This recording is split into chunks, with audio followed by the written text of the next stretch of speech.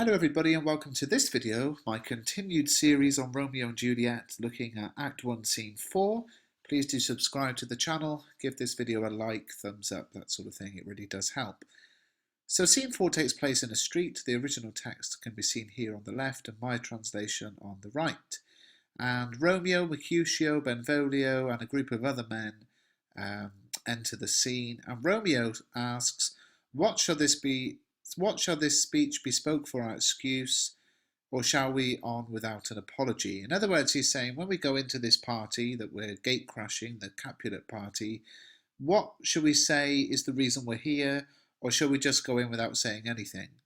And Benvolio says, the date is out of such prolixity, we'll have no Cupid hoodwinked with a scarf, bearing a Tartar's painted bow of lath, scaring the ladies like a crow-keeper, nor no without book prologue faintly spoke after the prompter for our entrance. So basically he's saying the date is out of such prolixity means it's unfashionable to give long explanations. We won't have our dance introduced by having someone dress up as characters. We won't carry a bow. We won't scare the ladies. We're not going to have a long speech planned when we arrive. Now, just to explain this, they're arriving at a masked ball, which is all about dancing. And many people arrive with masks on, dressed up as characters, gives you a sort of anonymity so that you can flirt with women and approach and ask for dances without being embarrassed or afraid or shy because no one can really see who you are.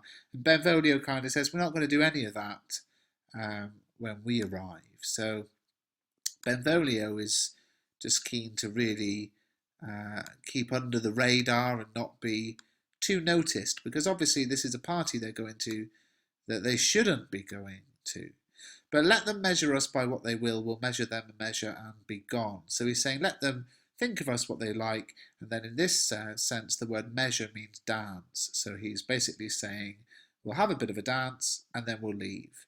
So ever the kind of cautious one there, trying to think, let's just get in and get out. Romeo then says, well, give me a torch. I'm not for this ambling, but being heavy, I will bear the light. So he's saying, give me a light to carry, because I'm too depressed to dance. I just want to carry the light. And Mercutio says, nay, gentle Romeo, we must have you dance. In other words, no, Romeo, you've got to dance. But Romeo isn't really impressed with this, and he says, not I. Believe me, you have dancing shoes with nimble soles. I have a soul of lead, so stakes me to the ground I cannot move. So once again, this melancholy, depressed Romeo who is dragging everyone down, saying, I can't dance. I'm so sad, it's weighing me down. I can't lift my legs up. Mercutio, though, is arguing back. He says, you are a lover. Borrow Cupid's wings and soar with them above a common bound. In other words, if you're in love, take the wings of Cupid, who can fly, and then you can fly around. You don't have to be weighed down. But Romeo won't accept it. He says, I'm too sore and pierced with his shaft to soar with his light feathers, and so bound I cannot bound a pitch above dull woe. Under love's heavy burden do I sink. So he's saying, I'm too wounded from Cupid's arrow to fly. I'm stuck, I can't move, and I'm weighed down by sadness. So once again, although his friends are trying to cheer him up, Romeo is a bit of a party pooper, dragging the mood down and sort of, adamant that there's nothing that can be done to make him happy. Mercutio says, to sink in it should your burden love, to great oppression for a tender thing. In other words, if you're sinking under the weight of all of this, then you're pulling love down with you, and love isn't supposed to be pulled down. And Romeo asks, is love a tender thing? It is too rough, too rude, too boisterous, and it pricks like thorn. In other words, is love supposed to be tender and gentle? It's not, it's rough and painful. Mercutio has a bit of banter then and says, well, if love is rough with you, be rough with love. Prick love for pricking and you beat love down. Give me a case to put my visage in, a visor for a visor. What care I, what curious eye doth quote deformities? Now, there's a lot of wordplay about being rough and about prick being a double meaning here. I'm sure you can work it out. But basically, Mercutio is saying, well, if love is rough, be rough back. Prick love if it pricks you, beat love down. And then he asks for a a visage, a visor, another mask, because he wants to cover his face with a mask, and he wants a mask on top of that. And he's sort of saying, what do I care if people see who I am? Here are the beetle brows shall blush for me. So in other words, the mask will do the blushing. There are these big eyebrows on the mask he's putting on, and they will do the blushing. Benvolio says, come, knock and enter, no sooner in, but every man betake him to his legs. So Benvolio is ever the cautious one, trying to avoid, I think, any conversation with the Capulets or any sort of chance of them being discovered. And he's saying, you know, as soon as you knock the door, let's go in and let's dance. And Romeo again protests. He says, a torch for me, let wantons light of heart tickle the senseless rushes with their heels, for I am proverbed with a grandsire. I'll carry on that bit in a minute. But he's saying, again, give me the light. If people are happy, they can dance. But like the old saying goes, you can't lose if you don't play the game. I'll be a candle holder and look on. The game was ne'er so fair, and I am done. So he's saying, you know, it looks like good fun, and I'm happy to just watch. Mercutio, again, is a back and forth argument, isn't it? Who's going to back down? Says, tut, duns the mouse, the constable's own word. If thou art done, we'll draw thee from the mire of this reverenced love wherein thou stickest up to the ears. Come, we burn daylight, ho. So he's saying you're as depressing as a policeman on night watch. If you're stuck in love, we'll pull you out of it. So it's like saying, punning really on being stuck in the mud. Even if you're stuck up to your ears, we'll pull you out. Now come on, we're wasting time. Romeo says, nay, that's not so. That's not true. And Mercutio says, this bit's quite funny. He says, I mean, sir, in delay, we waste our lights in vain, like lamps by day.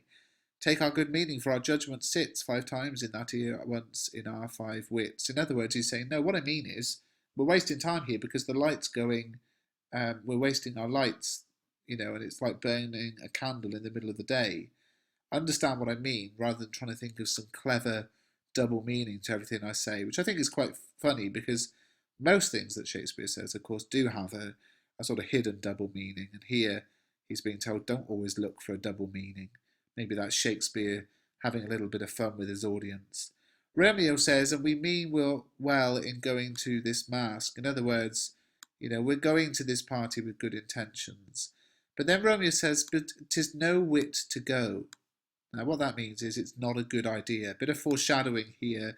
Shakespeare using the dramatic technique of foreshadowing something, hinting at what's going to happen next. And Romeo saying, look, this isn't a good idea, is a sort of foreshadowing and a hinting at the fact that, yeah, you're right, Romeo, it's not a good idea. What's going to happen at this party is not going to be good. Then Mercutio says, well, why isn't it a good idea?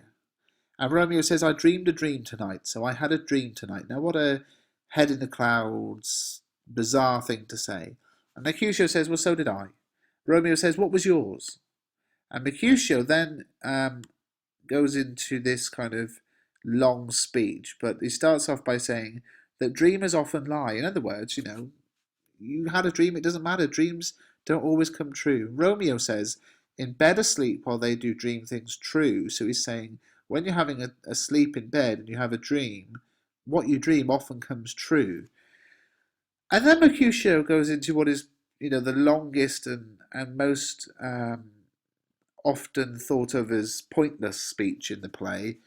And in my next video, I'll analyse, you know, exactly what this speech means, or a little bit of it, because it is significant. But he talks about Queen Mab. So he says, oh, then I see Queen Mab hath been with you. So he says, I've seen Queen Mab's been with you.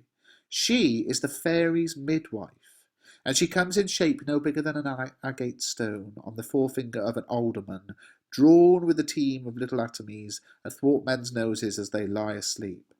So he starts talking about this character Queen Mab, who apparently is a midwife for fairies, you know, so the person who delivers the babies of the fairies, very small, pulled along by tiny atoms along the noses of sleeping men in a wagon that's made with wheel spokes that are made up of spider legs.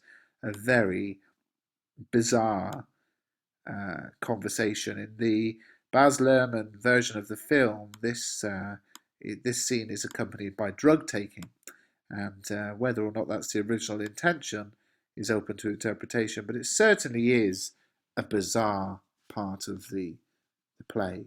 He says, the cover of the wings of grasshoppers, the traces of the smallest spider's web, the collars of the moonshine's watery beams, her whip of cricket's bone, the lash of film, her wagoner a small grey-coated gnat, not so big as a round little worm, pricked from the lazy finger of a maid, her chariot is an empty hazelnut, made by the joiner squirrel or old grub, time out of mind the fairies' coachmakers. So, a really bizarre story. You'd get 10 out of 10 for creativity. He says that she goes around and the cover of her chariot is made of grasshopper wings, her harnesses are made of little bits of spider web, collars are made of moonshine, a whip is made of bone, her driver is a tiny gnat who wears a grey coat, he's smaller than a worm, and comes from the smaller than the worm which comes from a lazy girl's finger. Her chariot is a nutshell, made by a squirrel or an old grub worm. They've made coaches for fairies for as long as can be remembered. And then he talks about what Queen Mab does. In this state she gallops night by night. So in other words, she gallops around every night through lovers' brains, and then they dream of love. So she travels through the brains of people who are in love, and then makes them have dreams about love. Oh, a courtier's knees that dream of curtsies straight. So she rides over the knees of courtiers who dream of curtsying. Oh, a lawyer's fingers who straight dream on fees. She drives over lawyers who think about all the money they can make through charging, lawyers' fees. Oh, a lady's lips who straight on kisses. So over ladies' lips who dream about kissing is another thing she drives over. Which oft the angry Mab with blisters plague. So often she puts blisters on the lips of these women, because their breaths with sweetmeats tainted are, so because their breath stinks. Sometimes she gallops over a courtier's nose, and then dreams he of smelling out a suit. So sometimes she drives over the nose of a courtier, and he dreams of smelling out a lawsuit. And sometimes comes she with a tithe pig's tail, tickling a person's nose as he lies asleep. So she sometimes comes with a little pig's tail, and as she drives over the vicar's nose, she tickles his nose. Then dreams he of another benefice. So in other words, then that makes the vicar dream of someone who's going to give a large donation. Now notice that, because the presentation of religion in this play is something I'll look at later, and something that's in the ebook. And by the way, this is a good point to say if you're still watching 12 minutes in, everything on the screen is taken from my revision guide, £1.99, and the link and more information is in the description of this video. So then sometimes she drives over a soldier's neck, and then he dreams he of cutting foreign throats, of breeches, ambuscados, Spanish blades, of health's 5 fathoms deep. So he's saying Mab drives over a soldier's neck sometimes, and then that soldier dreams about cutting enemy soldiers' throats, of breaking down walls, Spanish swords, of huge alcoholic drinks. And then he has drums in his ear at which he wakes up, drums in his ear at which he starts and wakes, and being thus frightened, swears a prayer or two and sleeps again. This is that very Mab. So this soldier dreams all of battle, then hears a drum, wakes up and is really scared and prays and falls asleep again. This is Mab that plats the manes of horses in the night and bakes the elf locks in foul sluttish hairs, which once untangled much misfortune bodes. So in other words, it's Mab who makes a horse's mane get all tangled to the point that if you untangle it, it's bad luck. This is the hag when maids lie on their backs that presses them and learns them first to bear, making them women of good carriage. This is she. So it's Mab who teaches women how to have sex and how to have babies. And Romeo says, "Peace, peace, Mercutio, thou talkest of nothing." In other words, shush, man, you're talking rubbish.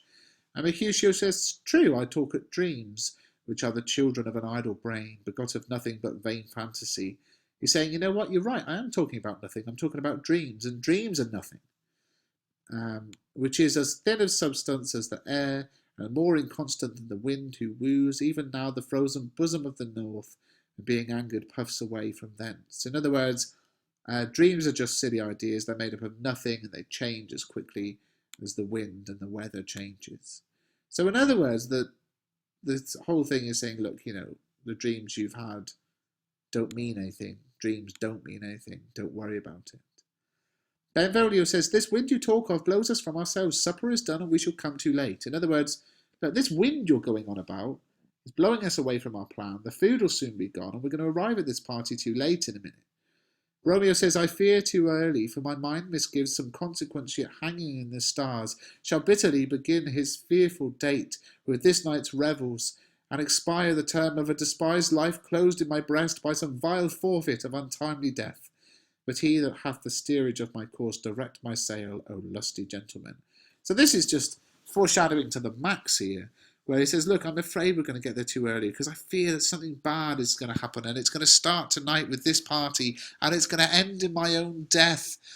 And then he says, but whoever's in charge, let's go. So absolute foreshadowing, really does talk about what's going to happen.